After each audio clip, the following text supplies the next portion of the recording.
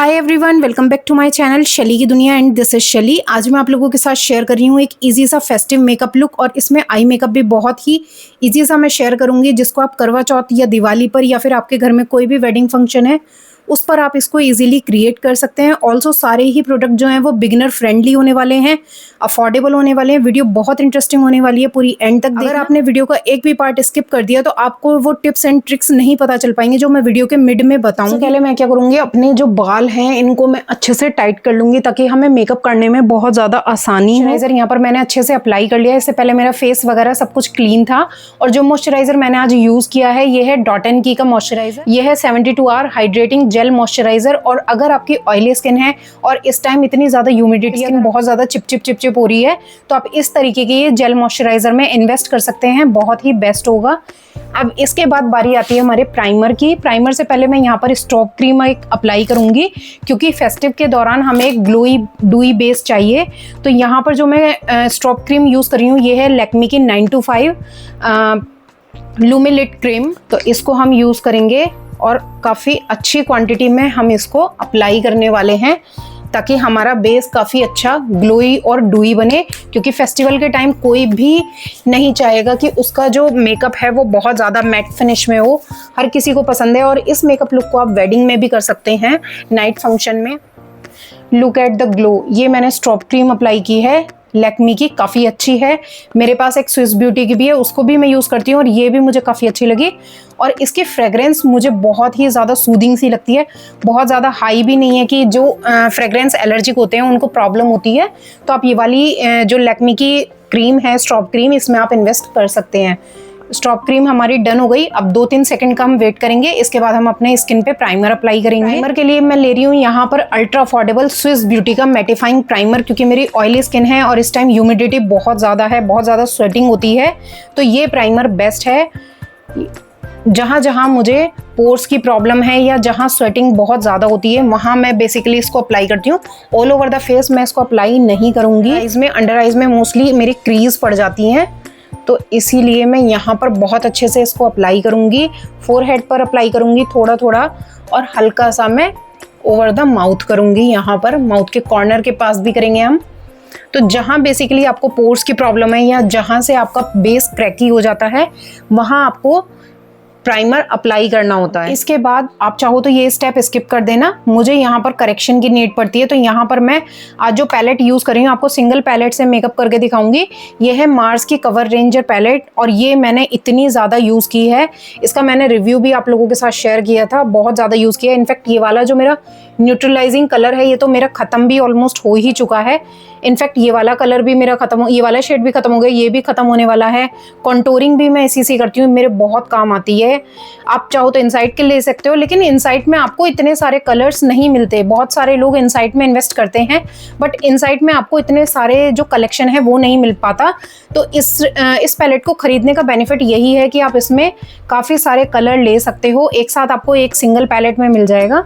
तो यहाँ हम आज मैं फिंगर की हेल्प से ही करूँगी, ये कुछ इस तरीके से और बहुत ही हल्का हल्का हम लगाएंगे, अच्छे से इसको इमल्सिफाई करके लगाएंगे, ऐसे नहीं। अगर आपकी हाइपर पिगमेंटेशन नहीं है तो आप एक शेड डार्क, 2 शेड डार्क अपना कंसीलर भी ले सकते हैं। ओह गॉड, यहाँ पे भी लग गया, उससे भी आप उसको न्यूट्रलाइज कर सकते हैं। मेरे हाइपर पिगमेंटेशन है, डार्क सर्कल्स बहुत ज़्यादा हैं, इसलिए मुझे ऑरेंज करेक्टर की नीड पड़ती है और बहुत ही कम हम यहाँ बहुत हल्का हल्का लगाएंगे और इसके बाद मैं इसको ब्लेंड कर लूँगी। ये मैंने अभी ख़रीदा है स्विस ब्यूटी का, इसके साथ स्टैंड वाला भी आता है। इससे पहले मैंने इसका रिव्यू शेयर किया था। बहुत सारी शॉपिंग मैंने इसी टाइम सितंबर और अक्टूबर के मंथ में मैंने अमेज़ॉन से की है, वह बहुत जल्दी मैं आप लोगों के साथ शेयर करने वाली हूँ। बहुत अच्छी अच्छी चीज़ें हैं मेकअप की। तो आप भी, अब फेस्टिवल सीज़न भी है और वेडिंग सीज़न भी स्टार्ट होने वाला है, तो आप भी बाय कर लेना। और काफ़ी ज़्यादा अफोर्डेबल रेंज में ही मैंने बाय किए हैं क्योंकि मैं खुद इतने महंगे प्रोडक्ट यूज़ नहीं करती जो आपको मैं सजेस्ट करूँ। इसको हम अच्छे से ब्लेंड कर लेंगे, बस इतना, बिल्कुल पूरा आपको ख़त्म नहीं करना होता। यहाँ से ब्लेंडर बहुत अच्छा है ये स्विस ब्यूटी का, एक बार आप इन्वेस्ट करके देखना है इसमें, आपको डेफिनेटली ये पसंद आएगा। काफ़ी ज़्यादा सॉफ्ट है। इससे पहले मैंने कलर बार वगैरह का भी यूज़ किया है, ब्रॉन्सन का यूज़ किया है मैंने, और ये मुझे स्विस ब्यूटी का बहुत पसंद आया। बहुत अच्छे से ये आपके बेस को, मेकअप को ब्लेंड करता है। ऑरेंज करेक्टर हमने कर लिया है। अब इसके बाद हम इसको न्यूट्रलाइज करेंगे। तो न्यूट्रलाइज करने के लिए मैं शेड लूँगी, यहीं से ही इसी में से एक शेड लूँगी। ये वैसे मेरा ख़त्म हो चुका है, आप देख सकते हो, बिल्कुल लास्ट वाला जो शेड है कोने वाला, इसको मैं लूँगी और बहुत अच्छे से इसको हम अप्लाई करेंगे।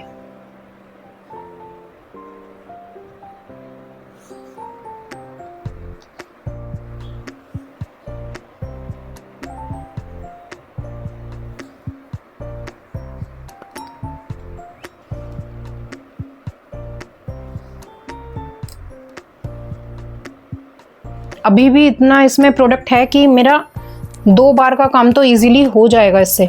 बहुत यूज़ की है ये पैलेट मैंने, और ये हमेशा मैं रिकमेंड करती हूँ। अब जिनकी भी ऑयली स्किन है वो विंटर्स के टाइम में उनके लिए बिल्कुल बेस्ट सॉल्यूशन है।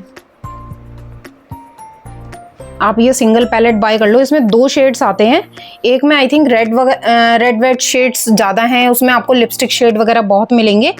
मुझे ये वाला शेड, ये वाला जो पैलेट है ये ज़्यादा बेनिफिशियल लगा, इसलिए मैं यही सजेस्ट करूँगी, क्योंकि इसमें आपको बेस के शेड्स मिलते हैं। लिपस्टिक के तो आप वैसे भी ले लोगे, लिपस्टिक पैलेट भी ले लोगे तो भी चल जाएगा।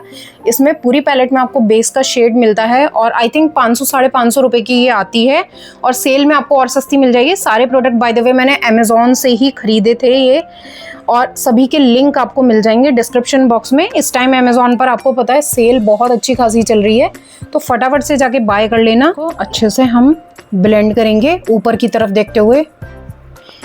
जो आपको अंडर आई ब्लेंड करनी होती है उसमें आपको पोजीशन क्या रखनी होती है, आपको ऊपर की तरफ देखना है, और ब्लेंडिंग आपको इस तरीके से करनी है। करेक्शन करने से बेसिकली क्या होता है, आपकी जो स्किन है, जितनी भी स्किन में आपके डार्क स्पॉट्स, पिगमेंटेशन वगैरह होती है, करेक्शन करने के बाद आपकी स्किन बिल्कुल इवन हो जाती है और वो बेस बनाने के लिए बिल्कुल रेडी हो जाती है। सो दैट आप जो फाउंडेशन वगैरह अप्लाई करेंगे, जो बेस आप अप्लाई करेंगे, वो इवनली आपकी स्किन पे दिखना चाहिए। ऐसा नहीं कहीं से ब्लैक दिख रहा है, कहीं से ग्रे दिख रहा है, कहीं पे ऑरेंज दिख रहा है। और जब ऑरेंज करेक्टर हम अप्लाई करते हैं उसको न्यूट्रलाइज करना भी बहुत ज़रूरी है। तो ये कुछ चीज़ें होती हैं जो आपको ध्यान रखनी चाहिए, स्पेशली बिगिनर्स को नहीं पता होता, तो उनके लिए ये वीडियो बहुत ज़्यादा हेल्पफुल होने वाली है। इस तरीके की जो इतनी डिटेल्ड वीडियो है ये शायद मैं पहली बार बना रही हूँ। तो आईब्रोज के लिए यहाँ पर मेरे पास दो ऑप्शन हैं, और दोनों ही मार्स के हैं। सबसे पहले तो ये पाउडर पैलेट है, और दूसरी है ये मेरे पास पेंसिल है, जो मैंने आपको आई थिंक दिखाई हुई है कई बार। आईब्रो पेंसिल है, आप इनसाइड की भी ले सकते हैं। आई थिंक इनसाइड की आती है, ब्लू हेवन की आती है, ब्लू हेवन की भी बहुत अच्छी है, वो भी आप बाय कर सकते हो। और इसमें जो शेड आप बाय करोगे, ये ध्यान रखना हमेशा आपको ब्राउन शेड बाय करना है, ब्लैक शेड आपको नहीं बाय करना है। तो आपको क्या करना है, इसमें एक साइड स्पूली मिलती है, स्पूली से पहले ऊपर की तरफ हमें ब्रश करना है इस तरीके से। ऊपर की साइड से हम इसको फिल करेंगे, बहुत हल्का हल्का आपको फिल करना है, ओवर नहीं करना है।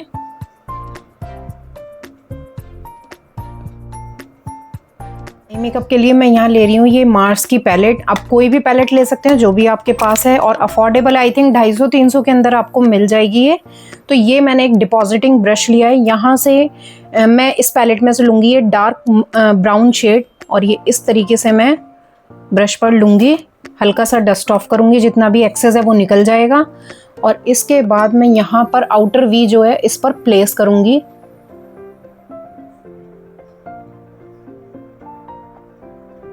को थोड़ा सा और इंटेंसिफाई करने के लिए मैं यहाँ पर सेम डिपॉजिटिंग ब्रश में हल्का सा ब्लैक शेड उठाऊंगी, बहुत ही हल्का। इसको भी हम डस्ट ऑफ करेंगे, और इसको हम यहाँ पर आउटर वी पर कुछ इस तरीके से प्लेस करेंगे। इस तरीके का फ्लफी ब्रश लेंगे और इसको हम अच्छे से ब्लेंड करेंगे आगे की तरफ।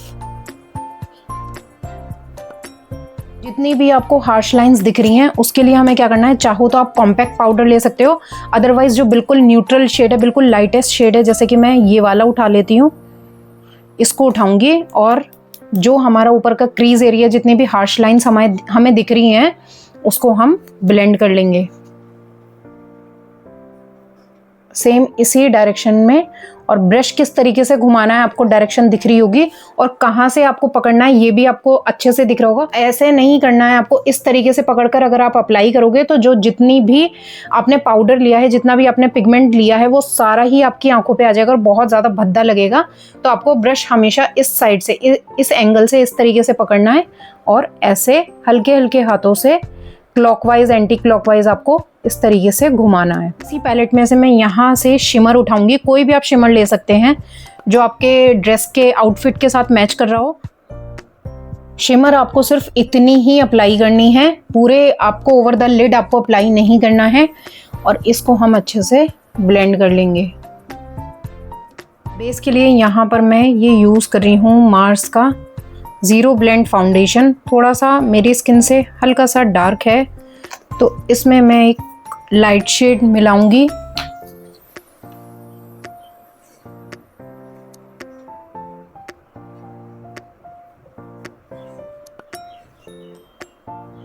वैसे मैं जनरली अप्लाई नहीं करती हूँ इस तरीके से डॉटेड फॉर्म में, बट जो बिगिनर्स हैं जिनके पास ब्रश वगैरह नहीं है उनके लिए मैं आपको बता रही हूँ। और ये कुछ इस तरीके से अब हम इसको ब्लेंड कर लेंगे। जब हमें लगेगा कि हमें और ज़्यादा नीड है तब हम इसको और फाउंडेशन लेकर और अप्लाई कर लेंगे।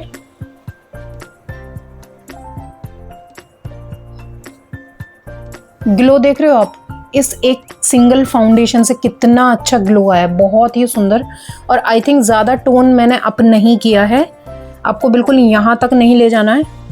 कॉर्नर्स को बिल्कुल भी मत भूलना, स्पेशली ये हेयर लाइन्स वाली और ये नोज़ के पास। यहाँ पर आप छोटी छोटी मिस्टेक ये कर देते हो, ये कॉर्नर्स जो होते हैं ना, ये यहाँ पर फाउंडेशन लगा रह जाता है, ये ब्लेंड नहीं हो पाता।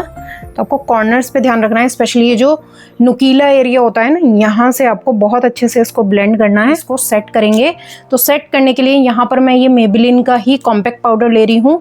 मैं चाहे तो लूज पाउडर भी ले सकती थी, बट वो मेरे पास क्रायोलॉन का है। क्रायोलॉन का हर किसी के पास नहीं होगा, तो आप इस तरीके के कॉम्पैक्ट पाउडर से भी मेकअप को सेट कर सकते हैं। तो यहाँ पर मैं ब्रश की हेल्प से इसको सेट करूँगी।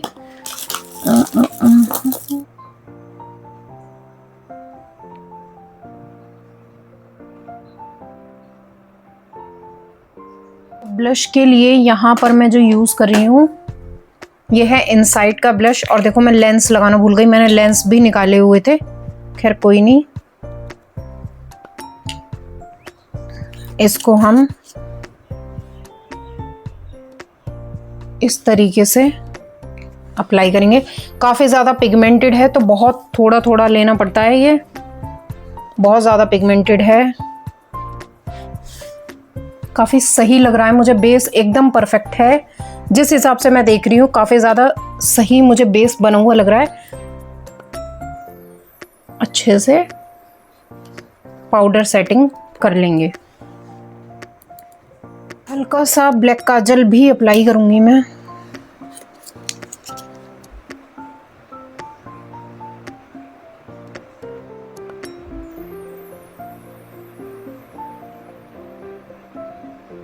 आज मैं फॉल्सेस बिल्कुल भी नहीं लगाऊंगी, क्योंकि जो बिगिनर्स हैं उनको फॉल्सेस लगाना हो सकता है पसंद ना हो या लगानी नहीं आती हो, और मुझे काफ़ी अच्छी वॉल्यूम इसमें मिल गई है। आप देख सकते हो डिफरेंस, इधर मैंने अप्लाई किया है और इधर मस्कारा भी अप्लाई नहीं किया है, तो दोनों में आपको डिफरेंस नज़र आ रहा होगा। लाइनर मैं ले रही हूँ ये स्विस ब्यूटी का, और ये शेड है मरून 02।